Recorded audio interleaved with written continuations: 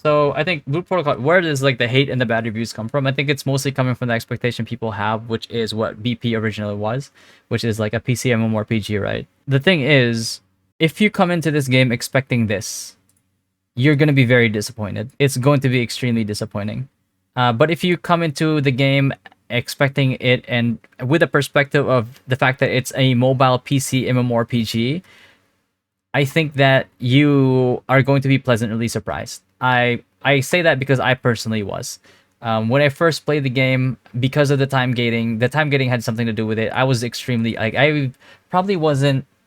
It's probably the most bored I ever was of an MMORPG launch. Mostly because like within a couple of hours, you're already done with the main quest, and until I found out a way to grind out things in the game, that was the only time I started actually like enjoying the game because like I there's something to grind, there's something to play. But it was after finishing the MSQ in like a couple hours, like the game became extremely boring to me. The time getting definitely does not help the game a bit. I don't think that time getting is needed because like let's say that I need you can grind your legendaries anyway. So let's say that I need boots and like a charm, legendary boots and charm.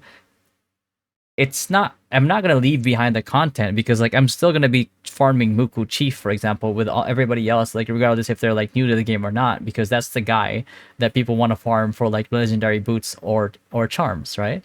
So like that's probably something that I would do anyway, and that would just end up being helpful to the new players as well. So I think the time gating definitely hurts the game right off the bat, regardless if it's good or bad. I think just having time gates in a game period, regardless if like you make it work some way somehow, I think it's painful.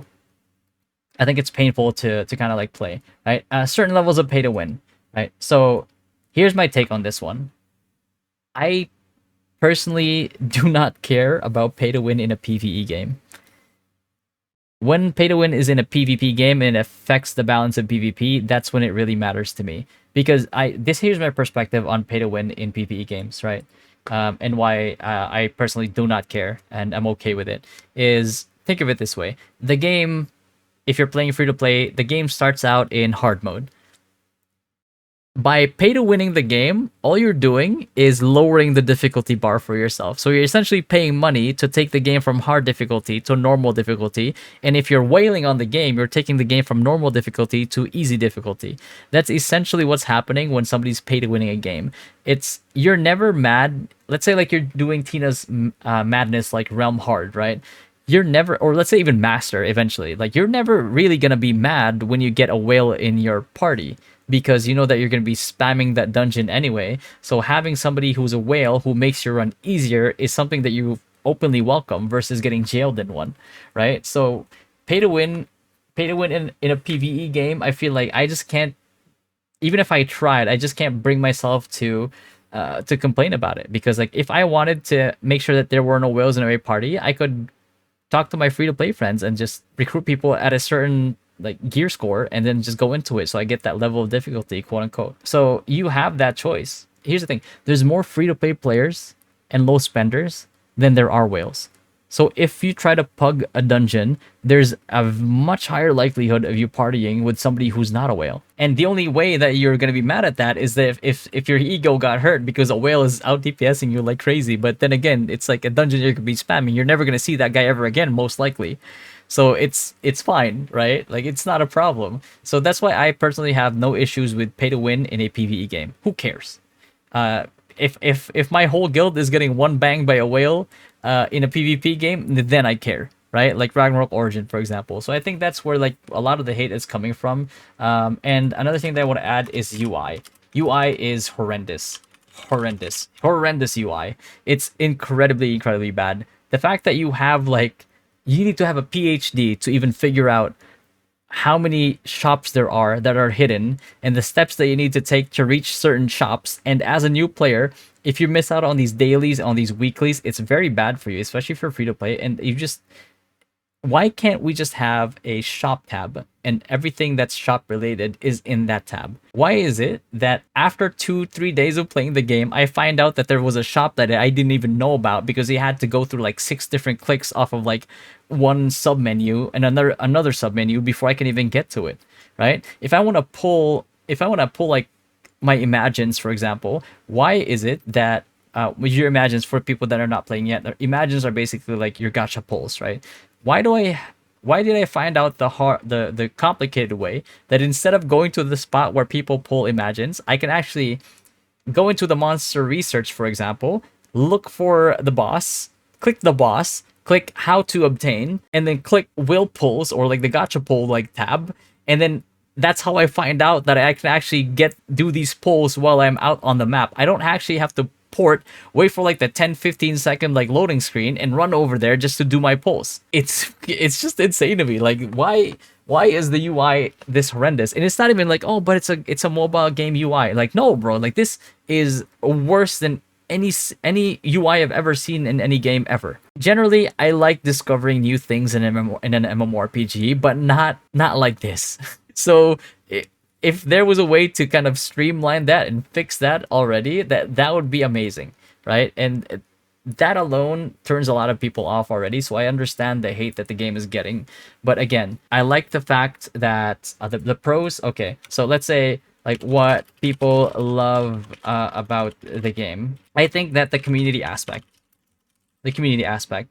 So when I say community aspect, it's like when you're playing an auto game, it's not as engaging. It's not as engaging, but I think because of the revive option that you have, you can run around. So for those who don't know, you can run around like when somebody's down, when you're doing a world boss, you can run over to them and you press F and they will revive, right? So I think that aspect actually kind of like helps the auto aspect of the game as a mobile PC MMO, where people feel engaged that way. Like nobody's just like, oh, turn on auto, forget about it, right? And that essentially makes it so people are helping each other because they're all helping each other to achieve like a certain like goal in the game. So I think that is something that kind of helped the open world mobile aspect of the game, because you actually see people like talking to each other on like the current chat, on the general chat, right? So that's really really good. The other thing too probably is in terms of the community, the movement, the fact that probably this game, including PC only MMORPGs, this game probably has one of the best, if not the best, mobility and traversing of terrain and the game world that I've ever seen in an MMORPG.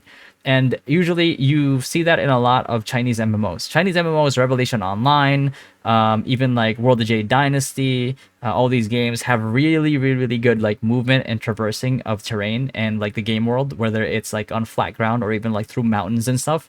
So movement in this game, in my opinion, is like one of the best things that you could experience in an MMORPG. And I think that a lot of MMORPGs, PC MMORPGs included, should kind of learn from this, which is crazy because like with the amount of hate that this game is getting, the fact that I can say that like yes, PC MMORPGs can absolutely learn from this and adapt it to theirs, because it just makes the game like nobody likes walking incredibly slow. I don't want to have to hold down shift and run to a location for like 10-15 minutes or even 5 minutes or even like 3 minutes, like just to travel like a short distance. And that is to say, in terms of like movement, I'm also going to add mounts movements in terms of turn ratio. The mounts in this game have a bigger turn ratio than characters in Dota. In terms of mounts, actually, besides the turn ratio, I like the fact that mounts have different skills. Like the bunny, for example, thematically, they give him like multiple hops and like one charge up, like, big hop.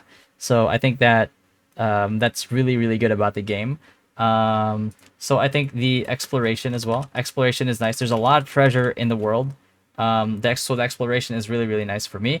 And the fact that there's like these random spawns, besides the lovely boars that have a chance to drop a rare mount, by the way, a really rare mount, and give you like reputation currency.